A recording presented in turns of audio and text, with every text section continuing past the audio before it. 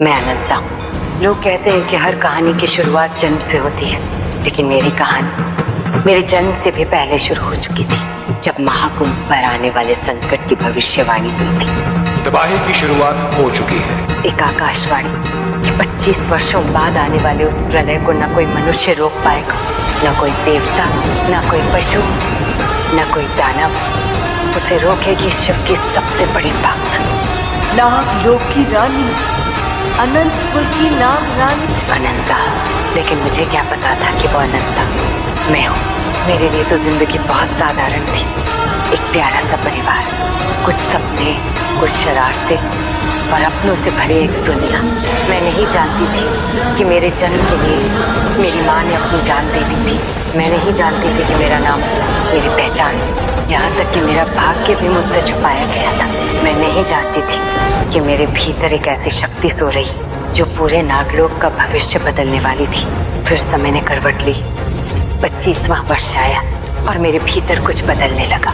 पर कुछ तो है, कोई तो है जो मुझे अपनी ओर बुला रहा है। अजीब शक्तियाँ, अजीब एहसास और वो कैंचुली जिसे मैं बीमारी समझती रही। मुझे नहीं पता था कि यह मेरी असली पहचान की दस्तक थी, लेकिन नियति कभी आधे रास्ते नहीं रुकती।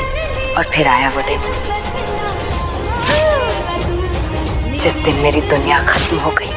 मेरी बहन की शादी, जो खुशियों का दिन होना चाहिए था, वहीं मेरी जिंदगी का सबसे बड़ा श्मशान बन गया। चिंगिस्तानी, एरोल और उनके षड्यंत्रों ने मेरी पूरी दुनिया छीनी। मेरे परिवार ने मुझे बचाने के लिए अपनी जान दे दी। हाँ, हूँ मैं नागिन।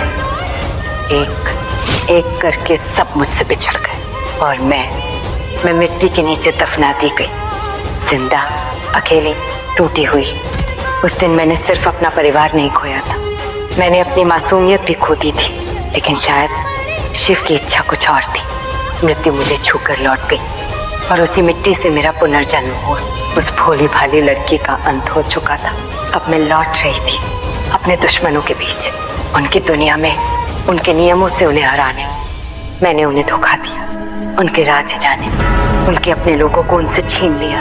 और फिर पहली बार मैंने अपनी असली पहचान स्वीकार की। मैं हूँ नागिन, शिव वरदानी, अनंत कुल की नाग रानी, अनंता। लेकिन मेरी लड़ाई अभी खत्म नहीं हुई थी, क्योंकि मेरा सबसे बड़ा दुश्मन कोई और नहीं, मेरी अपनी बहन थी, राधिका, जिसे मैंने खो दिया था, जिसे दुनिया ने मुझसे छीन लिया था, जिसे नफरत सिखाई गई थी। आज भी उसकी वो आवाज मेरे कानों में गूंजती है। अपनी ही सगी बहन से नफरत करती हूँ।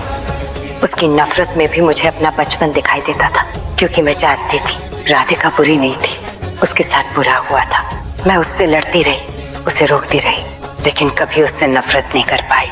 शायद इसलिए क्योंकि वो मेरे परिवार की आखिरी निशानी थी। और इसी अंधेरे सफर में मुझे प्यार मिला, आर्यमान। पहले गलतफहमियां थी, फिर दूरियां थी, फिर किस्मत थी, और फिर वो एहसास जो हर लड़ाई को थोड़ा आसान बना देता है। हम दोनों कई बार टूटे, कई बार बिछड़े, कई बार दूसरों ने हमें अलग करने की कोशिश की, लेकिन कुछ रिश्ते किस्मत नहीं, संघर्ष लिखते हैं।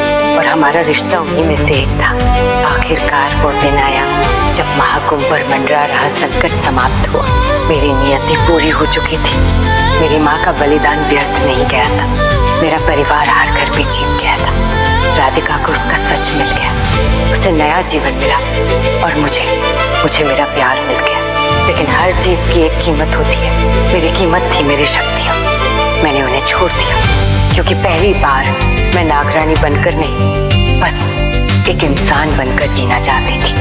आज जब पीछे मुड़कर देखती हूँ तो समझ आता है मेरी कहानी शक्तियों की नहीं थी, मेरी कहानी प्रेम की थी। एक बेटी के प्रेम की, एक बहन के प्रेम की, एक भक्त के प्रेम की, और उस लड़की के प्रेम की जिसने सब कुछ खोकर भी अपने दिल को कभी मरने नहीं दिया। मैं अनंता हूँ और यही मेरी कहानी है।